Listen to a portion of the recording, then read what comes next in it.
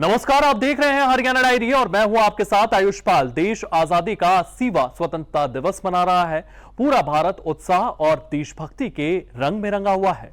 हरियाणा में भी राष्ट्रीय पर्व की धूम चारों तरफ देखने को मिल रही है। मुख्यमंत्री नायब सिंह सैनी ने राज्य स्तरीय समारोह में तिरंगा फहराया और प्रदेशवासी को स्वतंत्रता दिवस की शुभकामनाएं दी है। मुख्यमंत्री नायब सिंह सैनी ने इस अवसर पर राष्ट्रध्वज को सलामी दी और स्वतंत्रता सेनानियों के साथ ही शहीदों को नमन किया।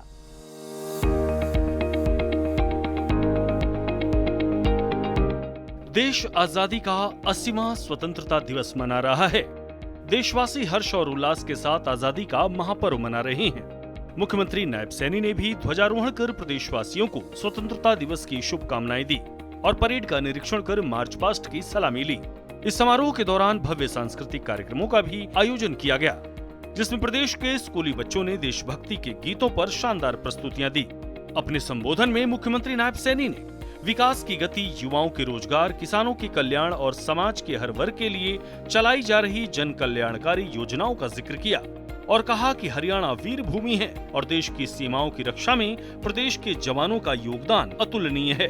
हम आधुनिक अस्पताल और मुफ्त इलाज उपलब्ध करवा रहे हैं। हमने प्रदेश के 16 जिला नागरिक अस्पतालों को अत्याधुनिक सुविधाओं से सुसज्जित कर दिया है तथा शेष 6 जिला नागरिक अस्पतालों को इसी वर्ष अत्याधुनिक सुविधाओं से सुसज्जित कर दिया जाएगा। साथ ही प्रदेश के प्रत्येक सरकारी अस्पताल, मेडिकल कॉलेज में किडनी के लिए निःशुल्क डायलिसिस सुविधा भी सुनिश्चित की गई है। साथियों, बीमारी अमीरी और गरीबी देखकर नहीं आती है, इसलिए हमने ऐसी व्यवस्था की है कि धन के अभाव में कोई भी गरीब इलाज से वंचित नहीं रहेगा। आयुष्मान भारत चिरायु योजना के तहत हमने अब तक लगभग 30 लाख लोगों को 4,226 करोड़ रुपए की राशि से मुफ्त इलाज कराया है। माताओं, बहनों, महिलाएं हमारे समाज की सबसे बड़ी शक्ति हैं। इनका सामाजिक, आर्थिक व शैक्षणिक उत्थान हमारी सर्वोच्च प्राथमिकता है। इसी दिशा में दीनदयाल लाडो लक्ष्मी योजना के तहत बहन बेटियों को हर माह 2100 रुपए वित्तीय सहायता दी जा रही है।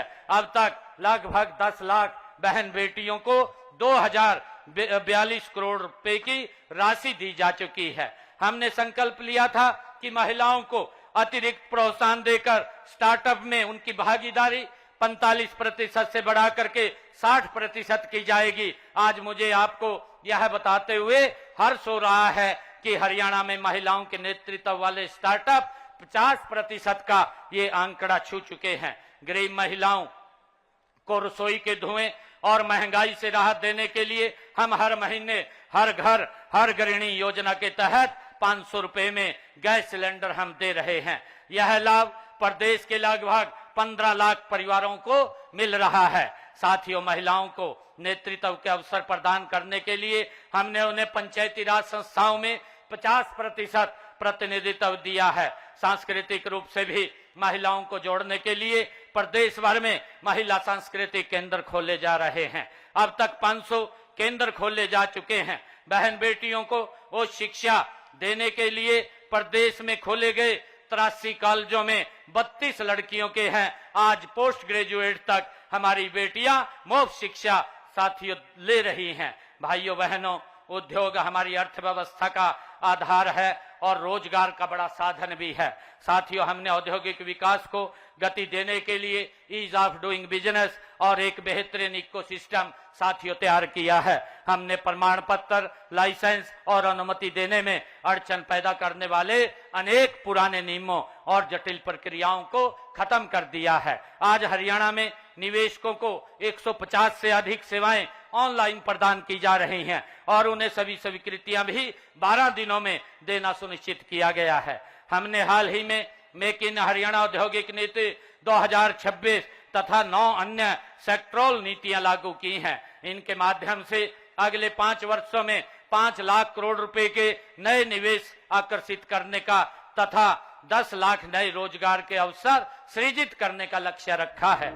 मुख्यमंत्री नायब सैनी ने प्रदेश को हर क्षेत्र में आगे ले जाने और विकसित हरियाणा विकसित भारत के संकल्प को पूरा करने का आह्वान किया और कहा कि स्वतंत्रता केवल एक तिथि नहीं है, बल्कि करोड़ों भारतीयों के संघर्ष, स्वाभिमान और संकल्प का प्रतीक है।